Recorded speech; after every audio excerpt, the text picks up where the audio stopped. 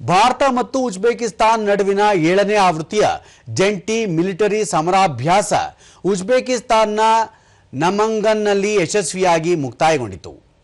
ಭಾರತೀಯ ಸಶಸ್ತ್ರ ಪಡೆಯ ಒಟ್ಟು 60 ಸಿಬ್ಬಂದಿ ಈ ತಾಲೀಮಿನಲ್ಲಿ ಭಾಗಿಯಾಗಿದ್ದರು.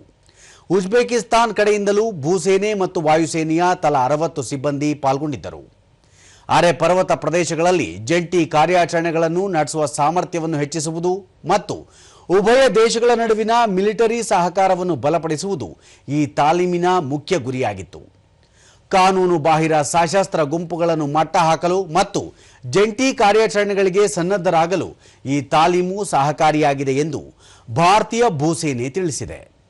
ಸಮರಾಭ್ಯಾಸದಲ್ಲಿ ಸೈನಿಕರ ದೈಹಿಕ ಸಾಮರ್ಥ್ಯ, ಸಮನ್ವಯದ ಯೋಜನೆ, ಜಂಟಿ ಯುದ್ಧ ತಂತ್ರಗಳು ಮತ್ತು ವಿಶೇಷ ಶಸ್ತ್ರಾಸ್ತ್ರ ಕೌಶಲ್ಯಗಳ ಮೂಲಭೂತ ಅಂಶಗಳಿಗೆ ಹೆಚ್ಚಿನ ಒತ್ತು ನೀಡಲಾಗಿತ್ತು. ಎರಡೂ ದೇಶಗಳ ರಕ್ಷಣಾ ಸಂಬಂಧಗಳನ್ನು ವೃದ್ಧಿಸುವಲ್ಲಿ ಈ ತಾಲೀಮು ಮಹತ್ವದ ಪಾತ್ರ ವಹಿಸಿದೆ.